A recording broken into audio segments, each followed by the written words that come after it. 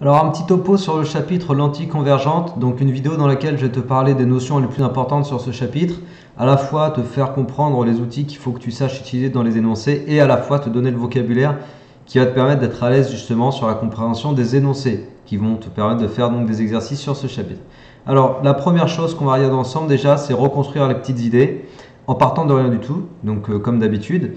Et donc on commence par représenter une lentille convergente. Donc une lentille convergente, ça va être représenté par ce symbole-là. Alors une lentille convergente, c'est un objet qui fait, comme son nom l'indique, converger, tu peux le voir comme ça, hein, converger les rayons lumineux. On peut se le définir comme ça si on a envie. On retrouve ça dans des appareils photo. Une loupe est constituée de lentilles convergentes. Le modèle réduit de l'œil, par exemple l'œil humain, peut être modélisé par le principe des lentilles convergentes, etc. Donc la lentille, on va la représenter, la lentille convergente, on va la représenter comme ceci. Ok ? Un trait vertical fléché des deux côtés. Ensuite, je représente aussi sur mon schéma un axe horizontal qui passe à peu près par le milieu, tu vois. Et cet axe-là, je vais l'appeler l'axe optique. Alors, hop, dire que le milieu il est là, voilà. Et je vais écrire dessous axe optique. Attends, je vais décaler un peu mon schéma pour être sûr, voilà, que tu vois bien toutes les idées. Donc axe optique, du coup, je peux le mettre là-bas. Hop. Ensuite, comme on a un axe et qu'on va avoir des objets, des images, des choses qui ont des grandeurs, on va se définir des sens positifs pour avoir, pour compter les longueurs d'un côté positif, de l'autre côté négatif. Ces sens positifs, on va se les donner tout de suite. On va se dire que chaque fois qu'on comptabilise une longueur vers la droite, elle sera comptée positivement. Et chaque fois qu'on comptabilise une longueur vers le haut, elle sera comptée positivement. Négativement dans les autres sens. Ok, donc vers la gauche, je compte en négatif. Et vers le bas, je compte en négatif. D'accord? Donc ça, après, c'est au choix de l'exercice. En général, c'est comme ça c'est dans cette configuration-là qu'on se place. Alors, je place aussi le centre ici O, que je vais appeler le centre optique. Donc O, centre optique.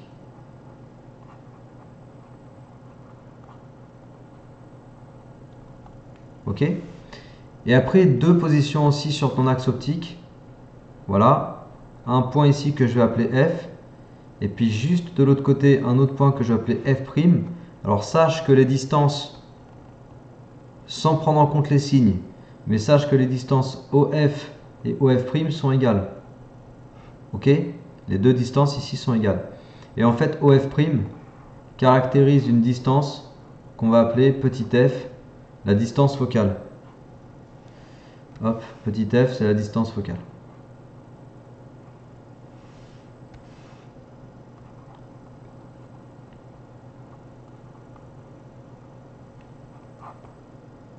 Ok. Alors une fois que j'ai dit tout ça, qu'est-ce que je dois considérer? Je dois considérer un objet dont on va chercher l'image par la lentille. Ok? La lentille est capable donc de construire l'image d'un objet. Et donc je vais positionner un objet sur l'axe optique. Et cet objet va envoyer entre guillemets son image à travers la lentille. Et on va construire l'image de l'objet à travers la lentille. Alors l'objet, je vais le positionner par exemple ici. Voilà. On va le dire qu'on le lit dans ce sens-là, l'objet. Donc un point A, qui est ici. Et puis au bout de la flèche, un point B. Donc ce symbole-là représente un objet nommé AB. D'accord? Et donc moi, ce que je m'intéresse à savoir, c'est où se situe l'image de cet objet AB. Donc là, je vais te donner les règles de construction de l'image d'un objet. Ok? Donc les règles de construction, elles sont très précises et elles sont très simples en même temps. Tu vas voir que ça se fait très facilement. Je vais prendre du vert, hop, puis on va faire des traits fins. Première règle de construction. Donc par exemple, si j'essaie de m'intéresser à l'image du point B, que je vais appeler B'. Première règle de construction, un rayon lumineux qui arrive sur la lentille convergente en étant parallèle à l'axe optique. Donc tu vois, l'axe optique, souviens-toi, c'est ce que j'ai tracé au tout début. Et ce rayon lumineux qui provient de B, il arrive sur la lentille convergente en étant parallèle à l'axe optique. Eh bien, un tel rayon lumineux ressort de la lentille en passant par le point F'. J'ai oublié de dire que F, je vais le noter tout de suite, F c'est le foyer objet, non F c'est le foyer objet et F' le foyer image. F comme foyer en fait. F', foyer image. Voilà, hop. Donc on ressort par le foyer image, F'. Quand tu arrives parallèle à l'axe optique, tu ressors par le foyer image, F'. Ok. Donc là, le rayon, on imagine que ça c'est un rayon lumineux, il ressort en passant par F'. Maintenant, un rayon lumineux qui va quitter le point B et qui va passer par le centre optique n'est pas dévié. Ok, donc là, hop, ce rayon lumineux n'est pas dévié. Ça va me gêner. Hop, je le réécris là. Dernière chose, un rayon lumineux. À chaque fois, je me trompe. Il faut que je prenne la règle, voilà, pour faire les choses bien droites. Un rayon lumineux qui arrive sur la lentille en étant passé par le foyer objet, il sort de la lentille parallèle à l'axe optique. En gros, comme ça. Bon, normalement, les trois rayons, ils doivent être concurrents. Donc là, moi, j'ai un léger décalage parce que je ne suis pas super précis sur mes tracés. Mais normalement, les trois rayons doivent être concurrents ici. Et le point ici où les rayons sont concurrents, du coup, c'est l'image. Donc là, on va imaginer que les trois rayons sont bien concurrents. Ce point-là, c'est l'image de B. Donc c'est B'.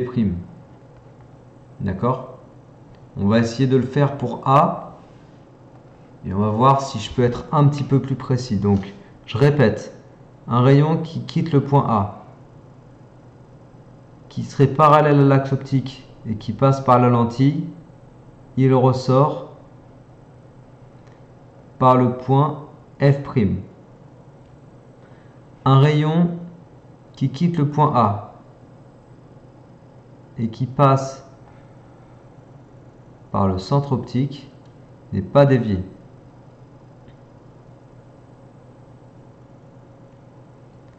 Et enfin, un rayon qui quitte le point A, qui passe par le foyer objet,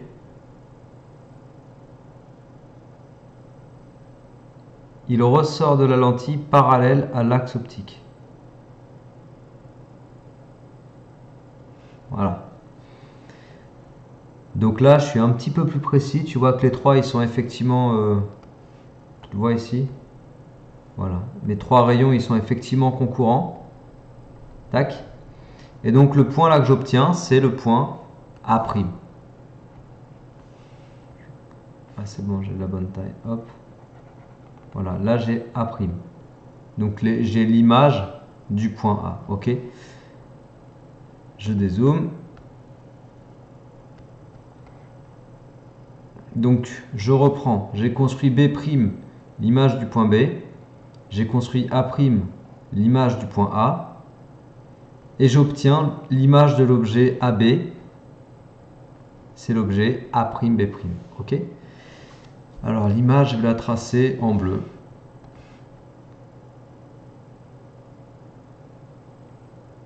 Et je flèche de A' jusqu'à B'.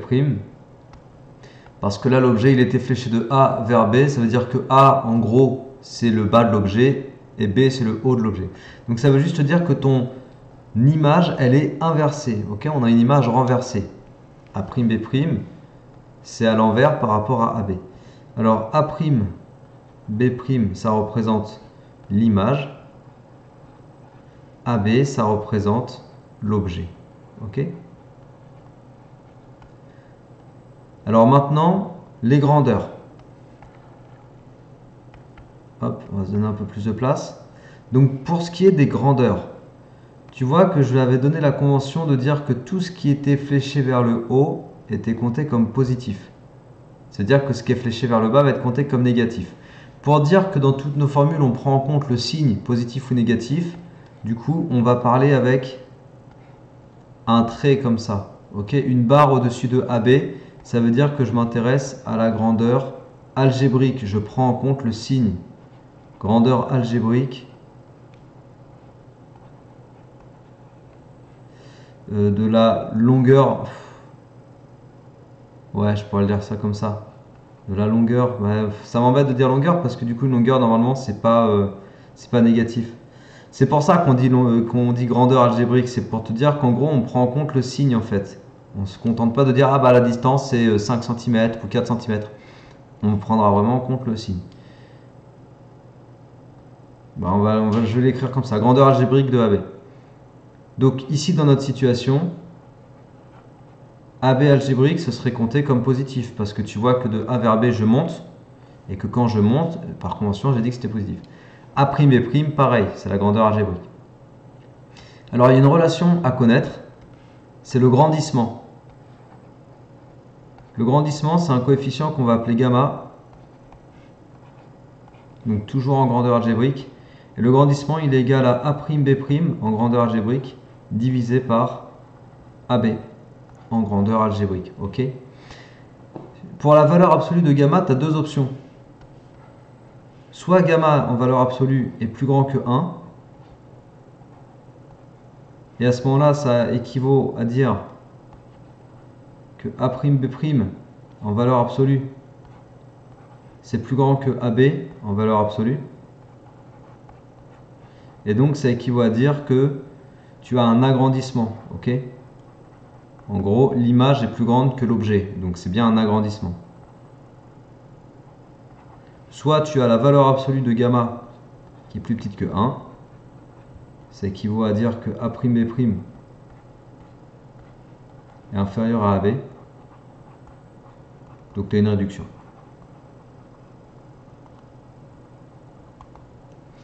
Ok. Voilà, alors la position... Ah ouais, là je me suis mis dans un cas particulier. Ouais, je vais utiliser... Tiens, attends, je vais reprendre ça.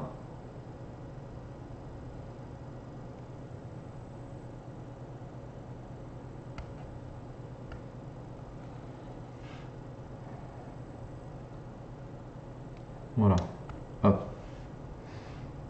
Et je vais introduire un point ici, là, sur l'axe optique.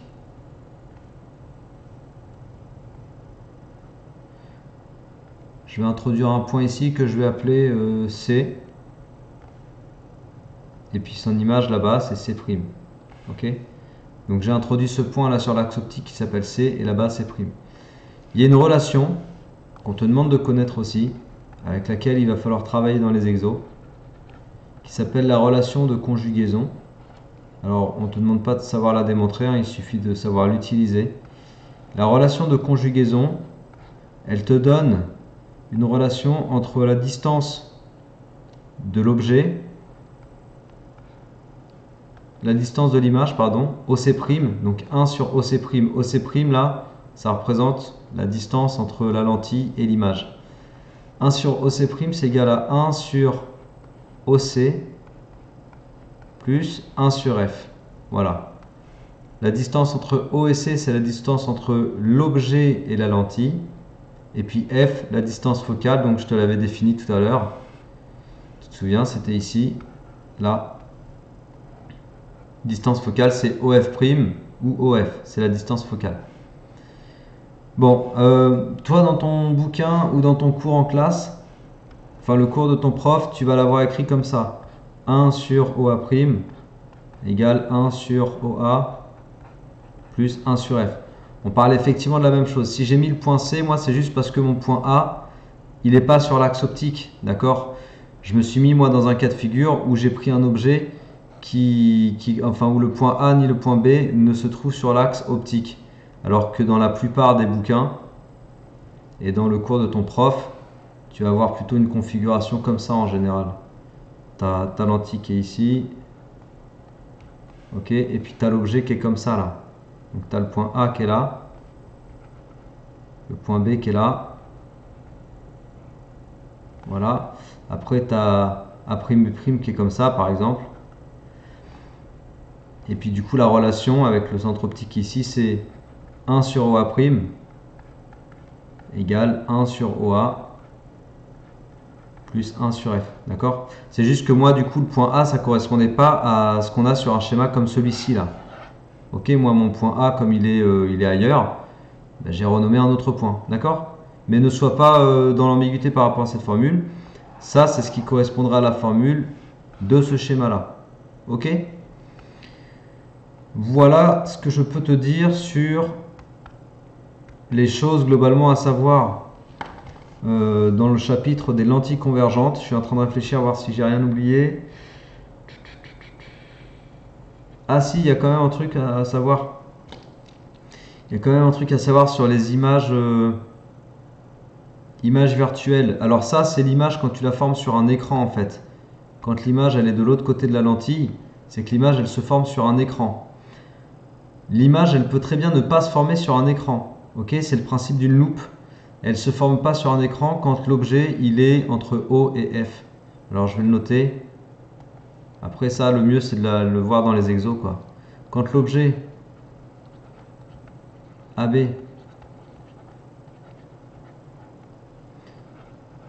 est situé entre O et F,